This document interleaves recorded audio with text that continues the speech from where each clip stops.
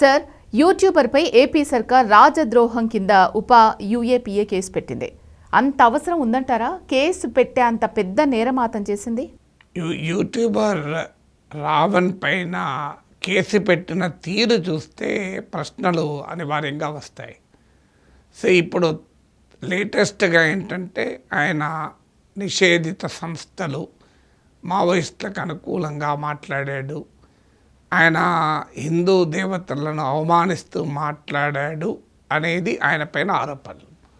ఖచ్చితంగా హిందూ దేవతల్ని అవమానిస్తూ మాట్లాడితే అది తప్పనిసరిగా అభ్యంతరకరమే.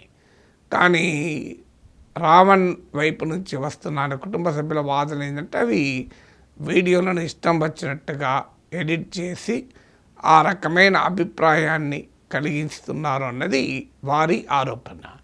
అలాగే మావోయిస్టులకు మద్దతు ఇచ్చాడు అన్నదానికి కూడా రావణ్ వైపు నుంచి ఖండిస్తున్నారు. అందువల్ల అది విచారణలో తేలుతుంది. కోర్టు ముందు ప్రాసిక్యూషన్ మెటీరియల్ ఎవిడెన్స్ చూపెట్టాలి, కన్విన్స్ చేయాల్సి ఉంటుంది. అందువల్ల ఖచ్చితంగా మావోయిస్టులకు ఆయనకు సంబంధాలు ఉన్నాయనేది ఎస్టాబ్లిష్ చేయలేకపోతే ఈ కేసు నిలబడదు. కానీ సమస్య ఏంటంటే ఈ ఆరోపణ ఎప్పుడు చేశారు? రావణ్ ఎప్పుడు ఈ వీడియోలు చేశాడు? ఈ వీడియోలు చేసిందేమో చాలా కాలం క్రితం, అంటే కనీసం కొద్ది నెలల గ్యాప్ అయినా ఉంది, కొన్నిటికైతే కొన్ని సంవత్సరాల గ్యాప్ కూడా ఉంది. అప్పుడు నేరము కానిది ఇప్పుడు ఎలా నేరం అవుతుంది అనేది ప్రశ్న. అంటే ఖచ్చితంగా ఇప్పుడు కేసు పెట్టడానికి వాటిని తవ్వి తీశాడు. సో వాటిని ఎక్స్కవేట్ చేశారు. పురావస్తు తవ్వకాలలో లాగా ఆ వీడియోలను తమ కేసు పెట్టాలని నిర్ణయించుకొని ఆ కేసుకు బలమైన ఆధారాల కొరకు వెతుకుతూ ఈ వీడియోలలో కొన్ని అంశాలను తీసుకొని పోలీసులు కేసులు పెట్టాలని స్పష్టంగా అర్థమవుతుంది. ఎందుకంటే టైం గ్యాప్ కూడా ఉంది ఆ వీడియోలు చేసిన దానికి ఇప్పుడు కేసు పెట్టిన దానికి.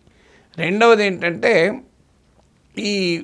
ఈ కేసు కూడా మొదట్లో యూఏపీఏ కేసు పెట్టలేదు. మొదట్లో ఇతర సాధారణ క్రిమినల్ కేసులే పెట్టారు. కానీ కేసు పెట్టడము, కోర్టు బెయిల్ ఇవ్వడము, ఇలా ఒక 3-4 టైమ్స్ జరిగిన తర్వాత ఈ యూఏపీఏ చట్టం పెట్టారు. అందువల్ల నిజంగానే యూఏపీఏ కిందికి వచ్చే నేరాలకు రావణ్ పాల్పడ్డా అనే ప్రశ్న కన్నా కూడా సర్కమ్స్టెన్షియల్ ఎవిడెన్స్ ఏమి చెప్తుంది? 4 సార్లు కోర్టు బెయిల్ ఇచ్చే వరకు బెయిల్ రాకుండా ఉండేందుకు కక్ష సాధింపుగా యూఏపీఏ పెట్టారన్నది రావణ్ వైపు నుంచి వస్తున్న ఆరోపణ.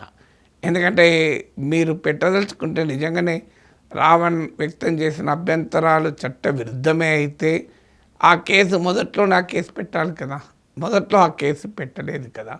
అందువల్ల కేసు 4 సార్లు కోర్టు బెయిల్ ఇచ్చాక పెట్టారు కనుక క్లియర్గా ఉప ముఖ్యమంత్రి పవన్ కళ్యాణ్ పైన అనుచిత వ్యాఖ్యలు చేశాడన్నది మొదటి ఆరోపణ.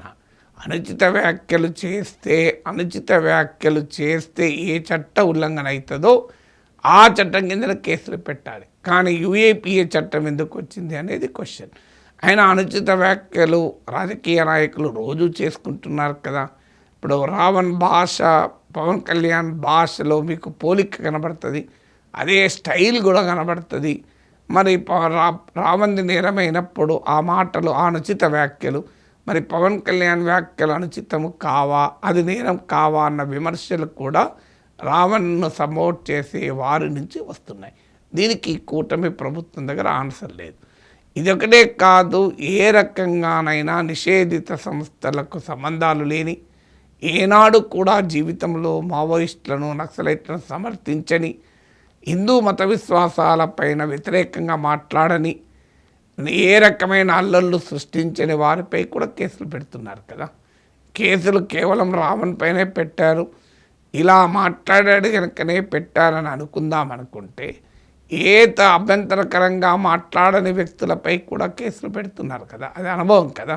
అలాంటప్పుడు రావణ్ పైన పెట్టిన కేసులు అభ్యంతరకరంగా మాట్లాడినందుకే పెట్టిన కేసులని ఎలా అనుకోగలము?